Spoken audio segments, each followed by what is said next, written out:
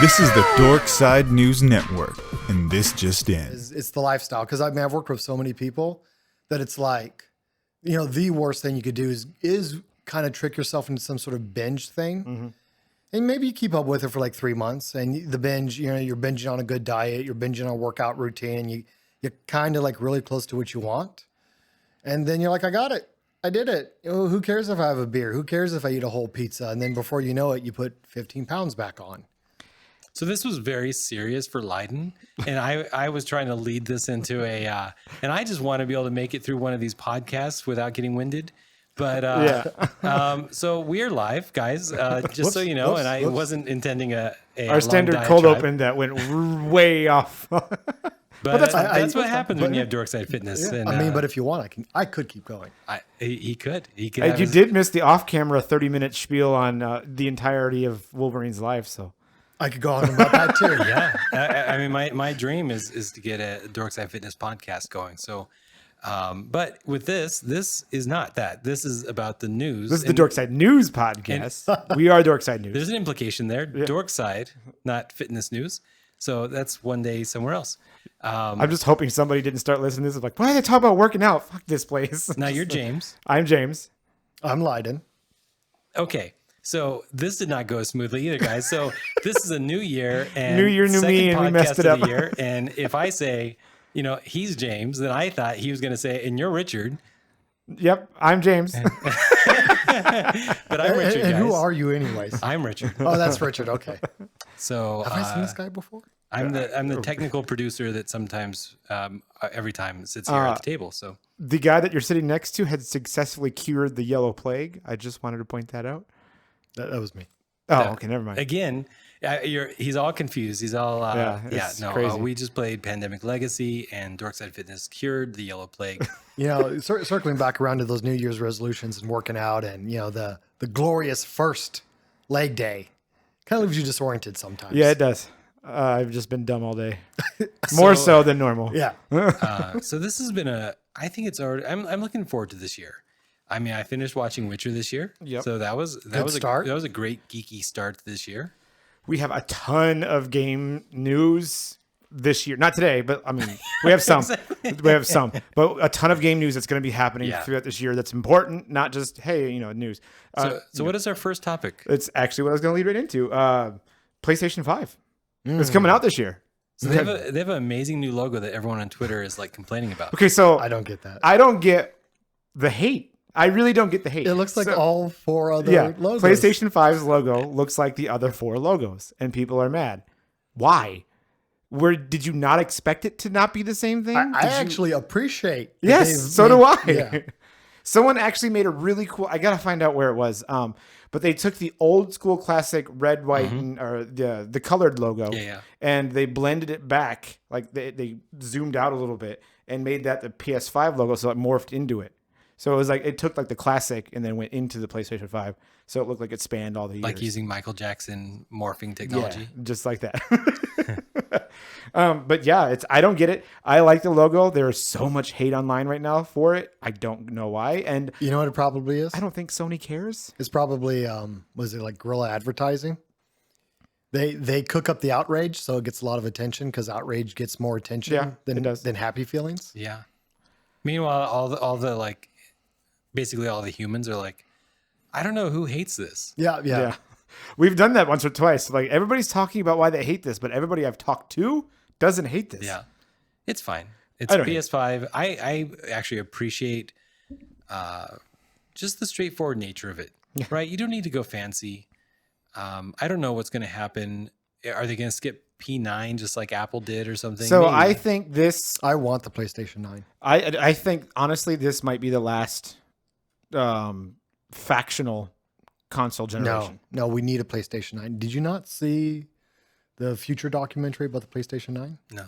Where it's a it was an advertisement. I do remember that. Yeah. I did see it. Got inside of your brain, and you had like what is it called nowadays? Augmented reality. Yeah. I don't think it's possible to get rid of the generation in the hardware. I just don't think it's possible because I guess they're assuming that at least half of consumers are dumb. Not our listeners. Our listeners are the smart customers. But the other half of the people in the world who don't listen to our podcast, Sony thinks that they're dumb. Yeah. And Nintendo and Microsoft too. And they think that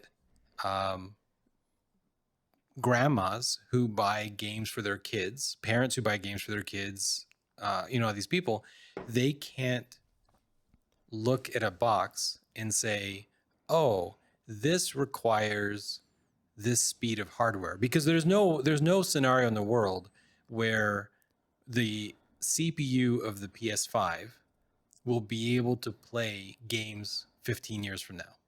No. That doesn't make any sense. Yeah, no. No, and to what you're saying is there is a market that doesn't want to evaluate or go through the trouble of figuring out if a game can work on their box. Yeah. They just want to buy a box that will be guaranteed to play things. And this does help having a guaranteed spec on the box. Yeah. Right? It helps the developers. It's just easy. I mean, you buy the PlayStation 5 and everything that says PlayStation 5 on the side is going to play on that box. Yep. Now, I think it would be super nice if you said, okay, this is the PlayStation, and you have a 5th generation unit or a 6th generation unit or a 7th generation unit, and just like a PC, everything plays on a PlayStation. Did they say something that they have an intention of this one being backwards compatible? It is actually, I don't know how the technology works, but they've confirmed as of every broadcast and stuff that I've watched that it is backwards compatible all the way to 1. Yeah, I know the PlayStation 3 had a huge drama around that because they had an extra optical reader in there and everything to make it happen. And they still haven't announced how it works yet. And it was making it too expensive, and so they had to drop those features in later versions of the PlayStation 3. So interesting if they went back and figured that out. And when you say backwards compatible, do you mean if you still own your PlayStation 1 disc? That's the argument. That is the argument. Wait, we've talked about it before. Does the PlayStation 1 disc unlock a key for you to download? So they haven't confirmed how that works. Okay. That yet, no. All that really means is that when I hear that, just as a CTO, just as a person who manages these kind of things, when I hear that, then that means definitely they're saying, without saying it, it will not be backwards compatible to all games. When they say it's backwards compatible for all games, then I hear and I'm like, oh, okay, good. Then I understand it's not backwards compatible for all games. It has to mean that because they're going to say, well, this game from this third-party publisher, they did things differently than we told them to do it, or we don't own the rights to rewrite their code for them, and so it's not going to work. Yeah. And that's just and they're going to say it's like legally or something like, oh, we just don't have the legal rights to, take their game or whatever. What about Xbox? Because I know they're working, as best as I can tell, they're working tooth and nail to make absolutely every last thing backwards compatible, including continuing that process in the next system. My understanding again with the Xbox is that third-party games are not getting updates unless they sign in some sort of agreement. Okay. I guess we'll see. So backwards compatible means definitely first party titles. They at least have control and they can do that. Yeah.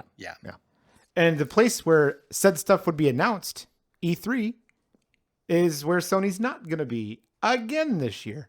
Last year, I was upset about this. This year, I'm not. So is E3 not as important anymore? No. E3 has gone down the shitter, I guess is the best way to say it. Attendance was about half last year from what it normally is. Well, if Sony's not there. Sony wasn't there. There were other missing ones. I don't think Nintendo was there either. I think they also did the Nintendo Direct, so that meant they weren't there. So first, E3 decided to get rid of consumers. Yep. 5 years ago, right? Yep. And then when did they allow consumers again? I think it was 7 or 8 years ago. Yeah. And then about after 3 years, they were like, this was dumb. Let's bring the consumers back. Yeah. And they brought them back. And that's where I think, a lot of people are like, well, CES has been kind of down this year. This wasn't a good CES. And I think you've really got to question whether it makes sense from a world perspective, like just energy consumption, does it make sense to fly in thousands and thousands of people so that they can stand in super long lines so that they can see something that Nintendo Direct or whatever could just do themselves and present in live stream? And we've already seen PlayStation do it the last 3 or 4 times. They've had their, God, I always forget the name of their State of Play. Yeah. The PlayStation State of Play is where they've been announcing things. I can almost guarantee that's where they're going to do it again. If not the State of Play, then the PlayStation Experience. And if the goal of these things, right, the reason why these companies fly somewhere, LA or whatever, and they spend huge amounts of money, the booth setups themselves, they could cost $30,000, $40,000, $70,000. Microsoft often will take up a whole wing, so you're talking about $200,000 or $300,000 for that whole thing. You transport it all in. The transportation is like $20,000, $30,000, and then you have to hire a union. You can't use your own cheap people. You got to hire a union, so you're paying tens, $20,000 again, and all of this so that a few hundred or maybe a couple thousand people at the show can see it. Yep. Or you can not do any of that and set up in a studio on your corporate campus, and hundreds of thousands of people will watch it.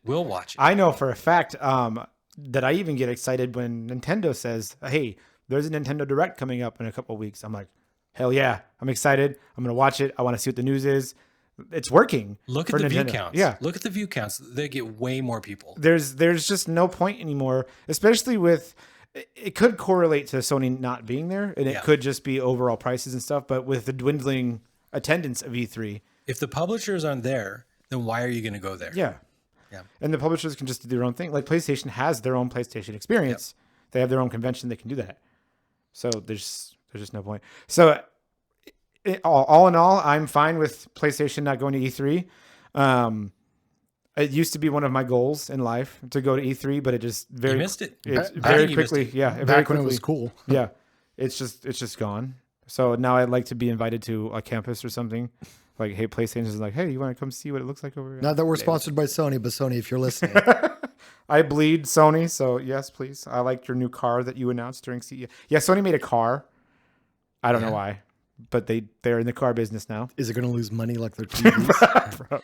I hope not. Okay, so it costs, I think, an average of $800 million to $1.4 billion, something like that, to build a car. One model of car, which is why Tesla has been so negative despite making so much money. But now they're past the J curve, and so actually they might be profitable at this point. But video game manufacturers might have the expertise to do most of the stuff to develop an electronic car. Yep. You don't need, amazing German engineering for these amazing carburetor and all this stuff. No, they're lots more simpler. I think a couple of the most important things. Obviously, the engine of a car, but if we're getting down to the nitty gritty, like one of the most important things is your HUD, and Sony has fucked up enough HUDs in their life to know what works and what doesn't. I.e., PlayStation Store. Yeah, I said it. PlayStation Store is so bad. Maybe it'd be a third party publisher. maybe you need Square Enix to make their the life cycle of a PlayStation purchase. You buy the PlayStation, month 1 of the new PlayStation release, and you get the new shiny store, and it feels great to navigate. And then year 5, it's all dopey and slow. And why have you not updated this yet? Yeah, God, please stop. I'll just be responsive again. Yeah. So that's the Sony news we had for today. There's some other interesting news, but this, I think, was one of my most favorite news pieces of the last couple of weeks. For the first time in recorded history, a movie, a blockbuster movie, feature film, was patched. Oh boy. So if you guys don't know what I'm talking about, Cats, which we will be talking about on this podcast very soon. Cats had some issues with their CGI not being complete. And of course, fans, or I wouldn't even say fans, people noticed it right away, especially on Judi Dench's hands. Poor unfortunate souls who bought a ticket.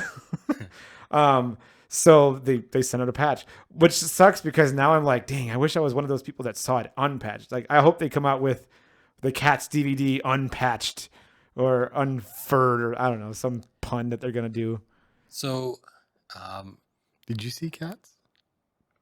Did you? Not yet. No, we're going to see it and then do a drunk review. What? Yep. So, Well, you do have to. Well, with Gabby. With Gabby. Spoiler alert. With You Gabby. got to like drunk watch it and then do the drunk review because you kind of. We have a puppy in the studio, by the way, guys. That's just Leiden. I'm very spooked. I hear something outside.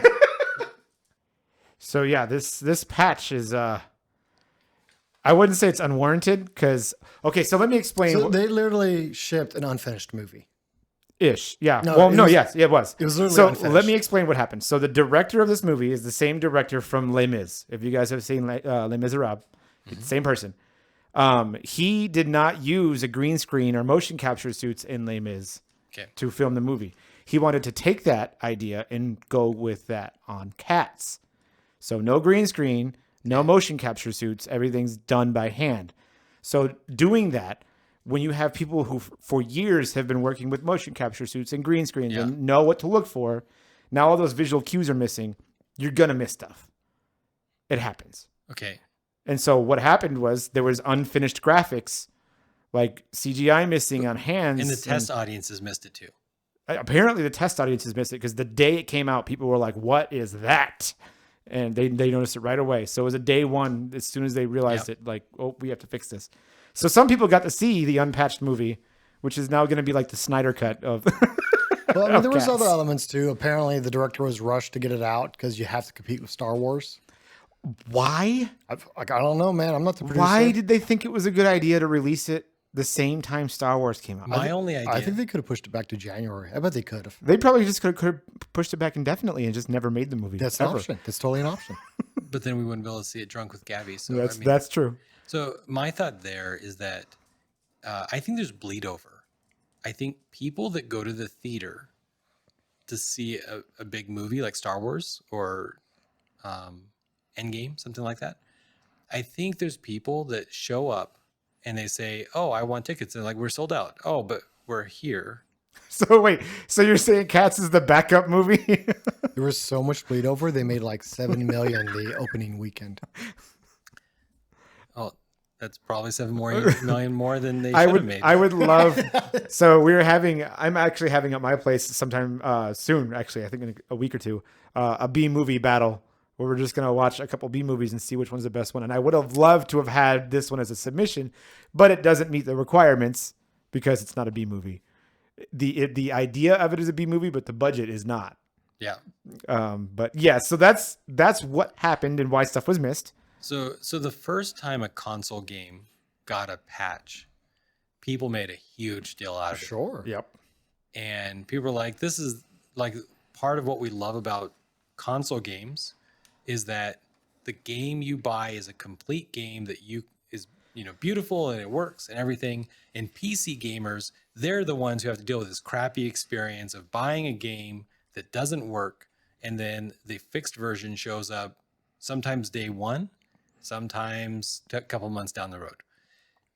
I think this is the beginning of this being a regular time. Yep. A regular thing. I think you're wrong. You think they'll... What's up? No, I feel like the media consumption, right? Because they're both media, video games and movies are media, media you consume.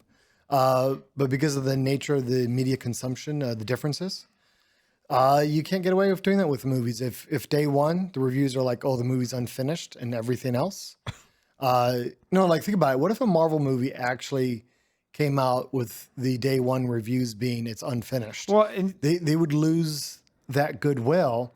And you got to think of who, I mean, for right or wrong or better or worse, gamers since the 70s have been conditioned to understand that there are iterations and things can be updated.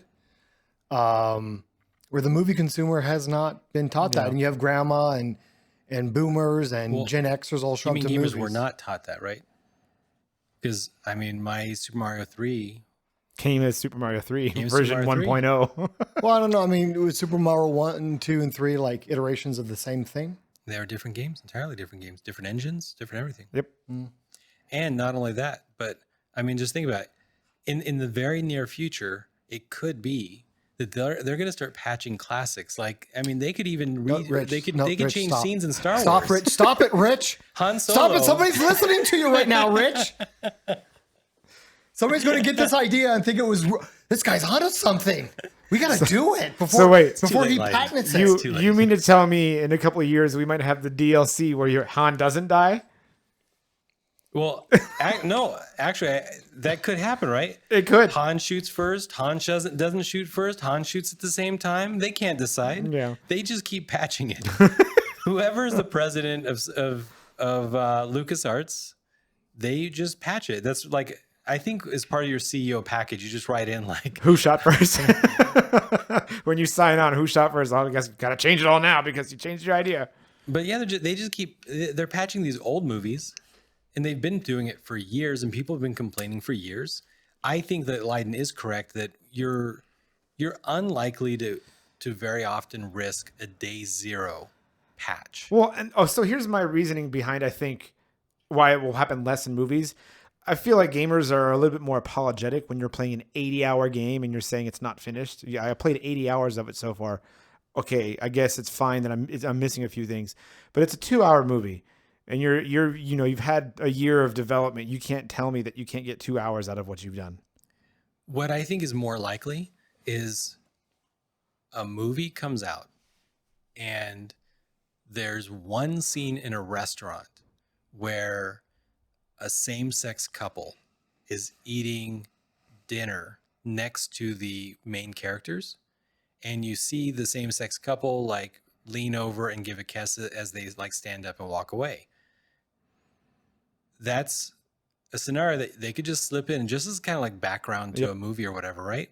But because there's a big, backlash from, I guess, Trump supporters or whatever, next thing you know, day 3, day 4, suddenly they release a patched version of the film and now it's cropped. So now you just don't see that extra scene. That kind of stuff happens in commercials right now where they just take down the commercial, re-release the commercial. That happened with Hallmark recently, and it kind of went down and then went back up, and all this drama.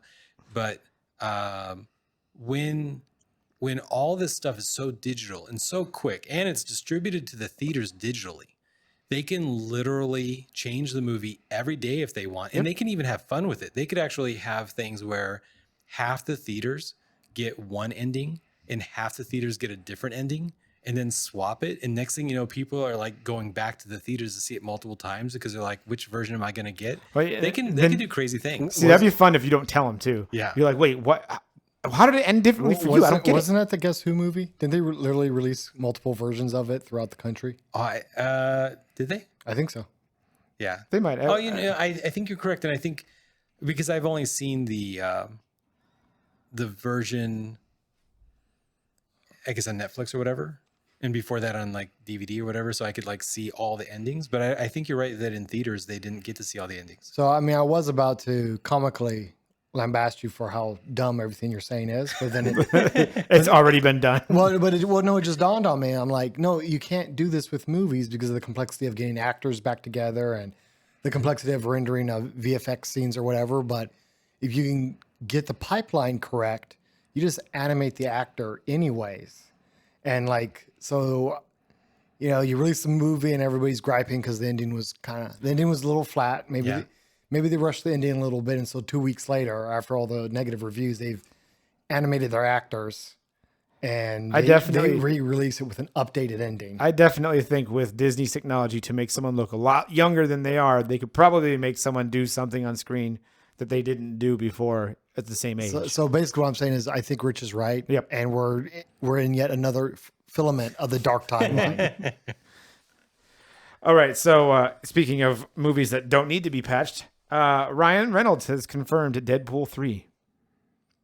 Man, what do you guys think? Do you think that it's going to have Colossus? I don't know. I sure hope so.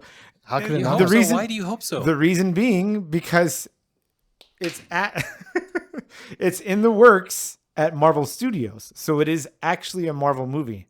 So why do you hope that it has the the Colossus. Why wouldn't I? Colossus is my favorite X-Men. Because if they didn't have Colossus, then Deadpool 4 could have the MCU Colossus, which will probably be 10 times more amazing. I don't need the MCU. I just need Colossus. But we don't have the MCU X-Men yet.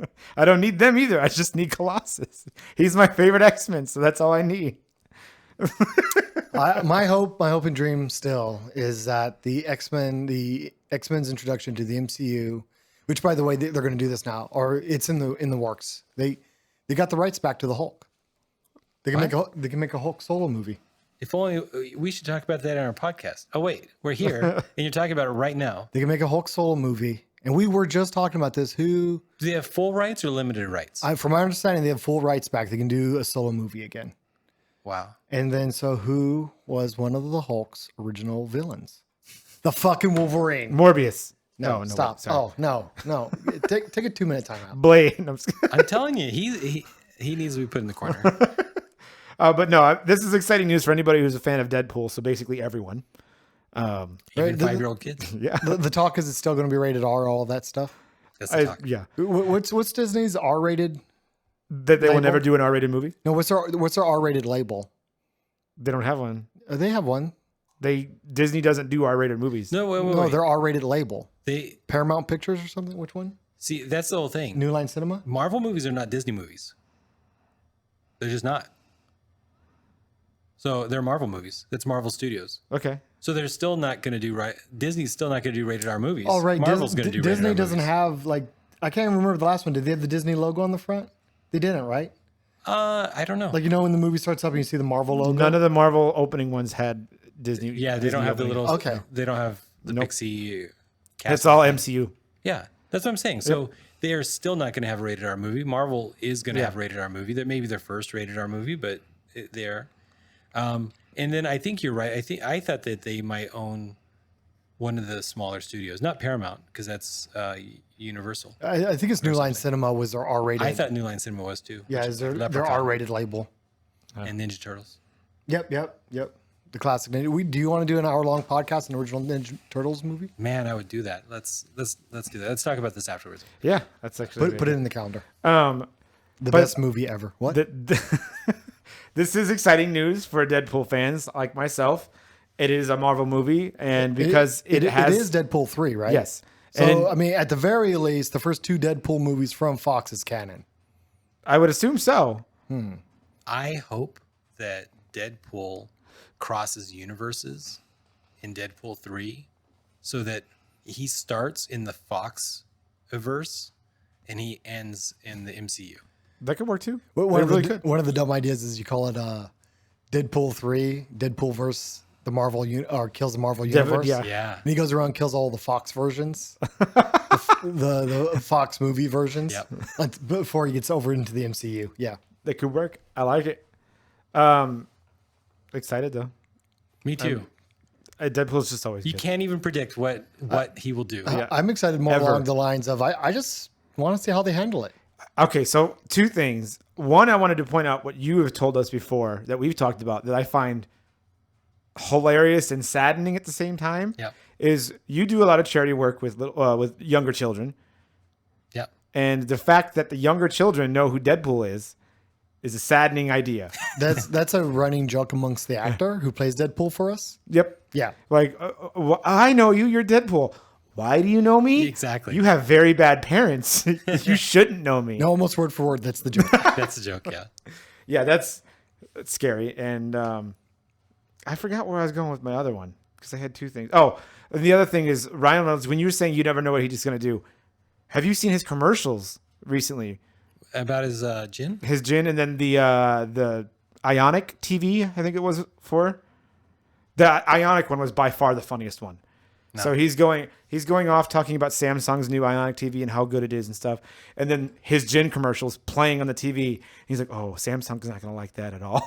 And he just lets it play while he's drinking his gin. It's like, you son of a bitch. Oh, it's so good. And then he has there was another controversy with the Peloton girl. I don't know if you heard about the Peloton controversy. Yeah. Peloton is a workout bike. Peloton is just a type of workout bike, and they have So one, the commercial is framed like a man giving his wife a vacuum cleaner. It doesn't like this is not a thoughtful gift. And then on top of that, look, she was a good looking girl. And she's all like, oh, I can't wait to go on this fitness journey. Like, sweetheart, you've been on a fitness journey. That's obvious. It's just the story and the actress doesn't make sense.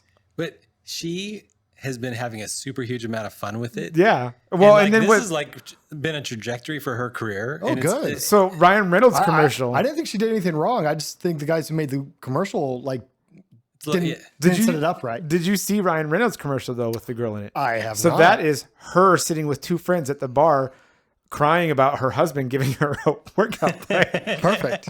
And I was like, this is exactly why Ryan Reynolds is a genius. He just messes with people all the time and it's just great. His back and forth with Hugh Jackman too, just them going back and forth. It's so good. Oh, it's so good. Okay, so I'm good at the segues here. So speaking of mutants, in an unprecedented move, the one that we didn't think was going to happen, but I'm kind of glad it is. I don't know how you feel about it, but New Mutants is back on the table and it has a release date. I'm so torn. I feel like I am too, because when you were saying it earlier, I understand where you're coming from. The movie looks good. It does look good. But what can it mean for the universe that we like? There's two things there. One, it doesn't look as good to me as an MCU movie. Yes. Right. There's a distinct look and feel of the and quality. X-Men. In quality, yeah, of the X-Men universe. The CG just isn't as realistic. Oh, don't even get me started. Like Age of Apocalypse has some shit terrible CG. Yeah, exactly. So Ivan Ooze, the villain. No, his character design was Ivan Ooze, but every time it's a fucking helicopter, because in Wolverine Origins too, like he goes and chops a helicopter in half, and like it was like a toy helicopter falling out of the sky. I don't know what they did. It was horrible. so It was awful. I just feel like Marvel has teams. Like if you see those credits, the credits just go on and on and on because they assign teams to every aspect of the movie because they care about it all. And then there's the X-Men movies. And you're like, what happened here? And you're like, this is cool. Like there's some cool stuff happening here. I don't know all their names because I don't care about them, but there's like a particular producer and writer that's been behind the X movies. Yeah. And it's kind of like, why do you stop. It started with X3, Last Stand. And it's like, you get this guy off the project. He keeps. Dang, I used to know the name too. I wanted to say Ryan Johnson. Singer, Brian Singer. He did. He did 1 and 2. Yeah, those were the good ones. Arguably the good ones. And then he did Superman Returns. And that was why they brought in a different guy for X3. Yeah. And then he did such a great job on The Last Stand that they brought him back for the Dark Phoenix. And there you go. So, but I like who they cast as these characters. Yeah. I like the setup. Okay. Yeah. I want to think we're back to the New Mutants, right? Yeah. I want to think that that Alanya sucked everybody into limbo, and her own like tortured psyche is. So unlike most superhero movies, and unlike the other X movies, right? This one has a distinct horror vibe to it. So are you saying so like a House of M type thing? Where the entire universe has changed because of one person, but it's in their aspect. In this case, they're not on Earth anymore. They would be in limbo. Yep. So they think the universe has changed, but it hasn't. It's just because they're like, number one, why can't they leave why is there like a force field around the house? Number two, why is their worst nightmares like come true? All of those are aspects of limbo. Yeah. And which magic has her teleportation leads her into limbo. Yeah. Do you know? Now I'm going to unnecessarily nerd out. And you can cut me off quickly enough. No, because Nightcrawler teleports. Yeah. He teleports rather through the dark dimension, rather fast. And his teleportation is similar in that he has to enter into another part of the multiverse and come back out of it. Is her teleportation as fast as Nightcrawler's? And hers is just into limbo? Hers. So technically, she doesn't teleport at all. Okay. She doesn't have that ability. So she doesn't disappear from this place on Earth and then appear over there. What? Let me not say no to that, but she doesn't do that. So what she does is she can open up these stepping discs. And so this is a circular portal. She may be able to do it sideways, but I think in the comics she always just like makes it appear under people's feet, and it goes up, and it at the end of it, they've sucked through the portal into limbo, and then from limbo she can open up another stepping disc underneath them that then can take them back to any point in space or time. In time? Yeah. So she can go from anywhere in the multiverse to limbo, and then from anywhere to limbo to somewhere else. But whereas Nightcrawler, he teleports himself. He just, he mentally like thinks I want to go there, and he goes there. She has to spend the time. But because it's any time, like technically she can like go to limbo, eat a snack, and then come back a second after she left. I thought or even at the same time, really, I guess. I thought Nightcrawler had to crawl throughout the dark verse till he crawled through something that brought him back to our Earth. He normally, that is in like nanoseconds or something like that. Yeah. But there's times where his power gets like dampened, and then he gets stuck in the dark dimension. So then he's like, wait, this is where I go? Normally he doesn't go, he doesn't normally it happens so fast he doesn't even know. He doesn't even see it. Okay. Yeah. So but she and she can bring tanks, she can bring whatever. Can he stop in the dark verse if he wanted to? Or his power just kind of doesn't work that way? Yeah, it doesn't work that way. But she can choose to hang out in limbo. Not only that, but she has to hang out in limbo. And she is, because there's all these demons in limbo, she has threat of being attacked. Her minions are supposed to serve her, but in the realm of demons, like as soon as she shows weakness, they might turn on her. And then, so while, like basically everybody in the comics uses her as like a last ditch teleport. Because there's so many more dangers involved. Yeah, because they might say, oh, well, let's go to New York. And so she's like, okay, let's teleport.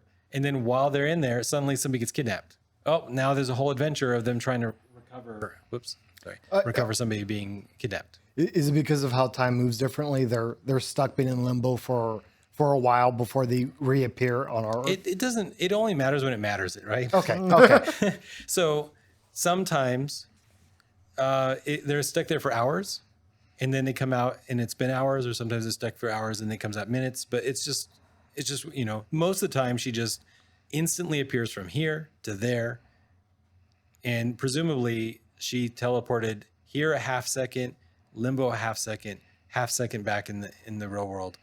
But maybe that's how often she teleports. Maybe she can only teleport a few times a minute. And so if she teleports too fast, pretty soon she's going to get stuck on one side or the other. I don't know. I mean, that's what the movie's going to show, hopefully. Yeah. It does have some big names. So we had, I feel bad because I forgot his name, but Jonathan from Stranger Things and Maisie Williams. I will pay to see Maisie Williams in anything because I love her. She's funny. She's so funny. And it's like often when I'm like, wow, that female actress is amazing, it means she's an amazing actress and she's hot. Yep. Maisie is like super young. She actually might be 18 at this point, but she still looks super young. Yeah. So it's like, no, she's just hilarious. She is like a super, super funny person. She had a runway outfit once that just killed me.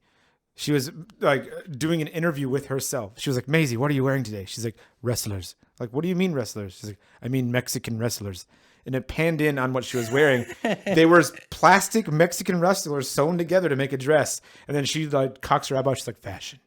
And I was just like, she's just so out there. I love it. I love all her like random like videos she's put on YouTube and stuff. And she'll go like on other people's channels and stuff. Yeah. She is super hilarious. She's awesome. And then there's, several other people in this movie. It's going to be a legit horror movie too, because it takes place in maybe in some kind of asylum or some mansion that like creepy looking. I don't know. Dark. There's like a lot of debate about what's actually happened because of the whole Disney Fox merger. Yeah. But from my understanding, it did go back for reshoots, and I believe the end product was to tone down the horror element of the movie. That sucks because I wanted more horror. It looked pretty dark. I mean, it does look pretty scary, and there's some elements in there that'd be awesome to see. But yeah, New Mutants is coming. Oh, and it's coming April 3rd. So it's not too far away. I'm glad they did not say April 1st because that would have put a whole other spin on the story. So Thank you for saying April 3rd. You're like, that movie's finally coming out April 1st. Oh, great. Fuck. All right. This is a really quick one, but I liked it. In a somewhat heartwarming story, it depends on how you look at and view things. A teenager was saved from a seizure from his friend 5,000 miles away who was streaming a video game with him.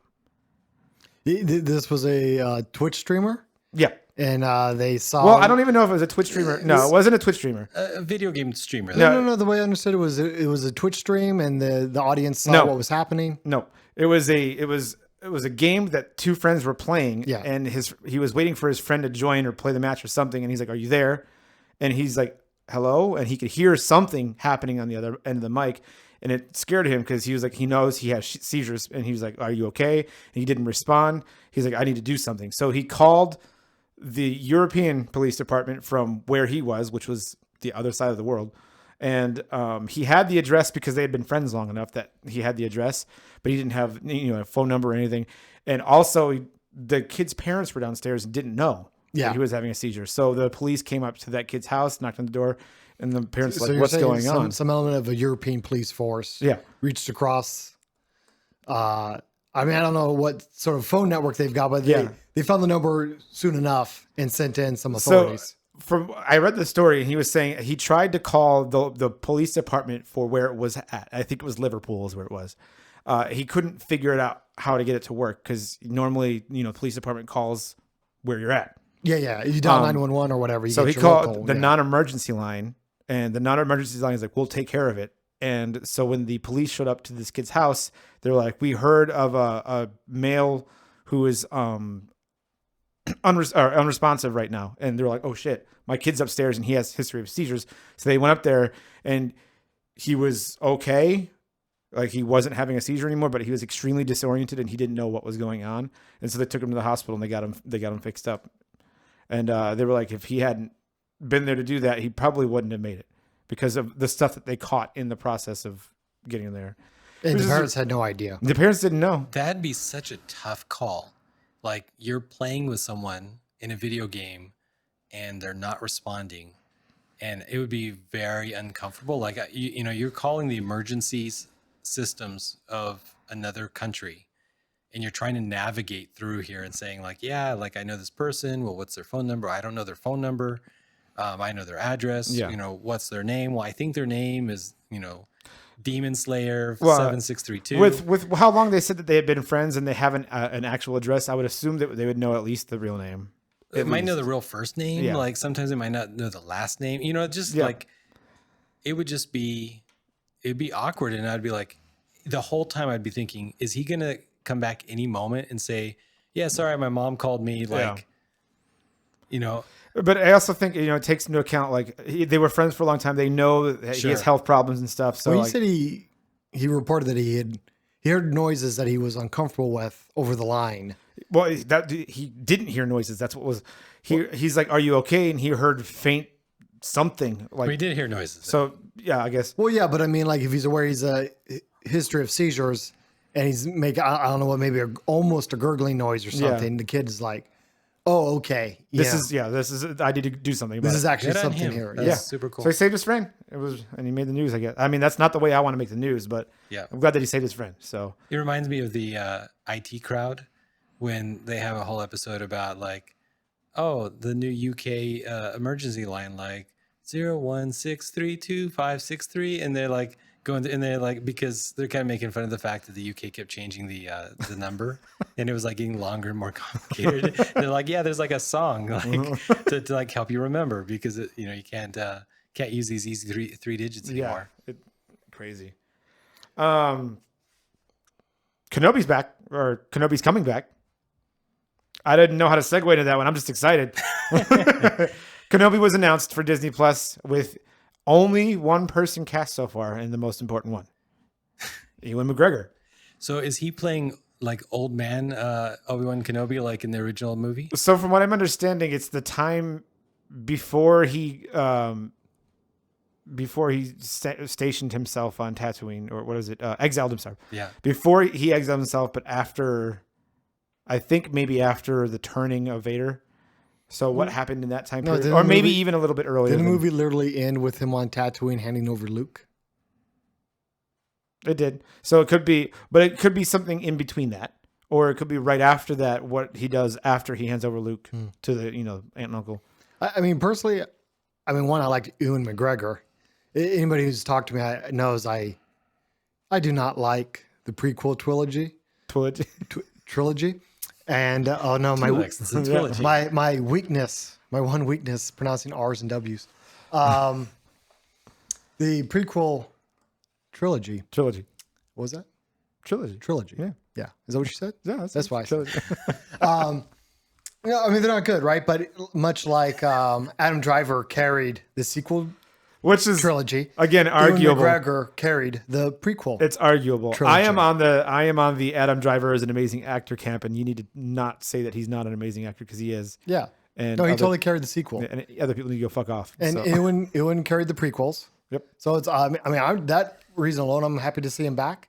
I'm not 100% sure I need more Obi-Wan story. I didn't know if I needed it either, but after watching The Mandalorian, I'm going to take whatever they want to give me. Yeah, totally. Absolutely. Mandalorian's won a lot of good faith with me. I think this is prime for some of the most interesting time periods of the Star Wars world, right? Because it has the most technology. It's going to have the most skilled stormtroopers, right?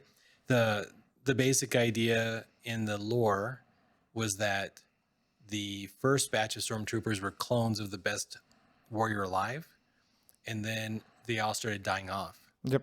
Around the Clone War time, and by the end of it, they were just recruiting humans to replace those people, and they weren't really training them. They're just like giving them guns and armor and like go out and do stuff. So like Finn. They talk about the Battle of Yavin, and like that's where the last of the clone troopers died. And so, but in Obi-Wan's time, they'd still be there. Stormtroopers should be a threat. They might make it a joke still or whatever because that was the greatest joke in the Mandalorian. The Mandalorian scene was one of the greatest scenes of the entire show. Are you talking about the two bikers? Yes. Yeah. Someone was like, they need to just make a spin-off series of just those two guys just by themselves. Yeah, excited about that. I guess the news that also came with that was we also got, this wasn't in my notes, but I felt like I should say it. We also got announced that season 2 of Mandalorian is coming. Jon Favreau did say that. And Rosario Dawson threw her name back into the hat for Ahsoka Tano to come back into Mandalorian. And I am all about that because that would be awesome. I could definitely see Rosario Dawson playing Ahsoka. It just... I love Rosario Dawson, so yeah, that'd be cool. That's it. That's all I got to say about that. The last little bit we have, Jared Leto, the Joker, is back, but not as the Joker. He is in another super villain movie. What do you want? Is it an anti-hero? Anti-hero? I think he's anti-hero. So he's in an anti-hero movie. The trailer for Morbius dropped literally today. Is he a good guy or a bad guy? I don't know. Is he? Well, no. They give it. No. Is he damaged? It tells you if he's like a bad guy or a good guy. It didn't look like. I mean, he had a. So in the trailer, he had a physical deformity that he was trying to fix. But I mean, is he damaged? But I don't know. He was damaged. Okay. But again, you know how that is. Like, I tried to fix myself and then I damaged myself in the process. No, but he starts with a incurable disease that leaves him, frail and like polio kind of thing. Yeah. Well, I'm just saying, like with Abomination, I think is probably another one. Where it's, I was trying to fix myself because I'm broken or something, and then I went too far. Yeah, he was broken, and then by the end, he's... The cute line in the trailer, the remedy is worse than the disease. Yeah, that's how you know the cure isn't worth it when the remedy is worse than the disease. Yeah. Oh, that's kind of cool. Yeah, I think it looks really good. This might be a better role for Jared. I'm iffy about the CG again. I did like the last little shot where they showed Morbius in full like vampire-ish Morbius monster mode. That looked kind of cool. Other stuff is kind of iffy. I don't know much about the crown or the hunger. It's the hunger. That's the villain. Okay. That's going to be not Let's see. It's the doctor who's tall and geeky looking. The one after. Oh yeah. Okay. The one after Matt Smith. Matt. No, it is Matt Smith. Oh, it is Matt Smith. It is Matt Smith. You're thinking David Tennant. Yeah. No, Matt Smith. Yeah, it's the Matt I was like, Smith. wait a minute. So Matt Smith is going to be the Hunger, which I guess it's a villain for Morbius. So Morbius is an anti-hero. Sometimes he's a villain when his hunger takes over, and sometimes he's a hero when his serum allows him to like keep his sanity. He's been the primary villain and creator of Blade. And he made Blade? He made Blade. Yes, He was the one who attacked the pregnant woman. And then He is the progenitor of Blade. Yeah. The Daywalkers.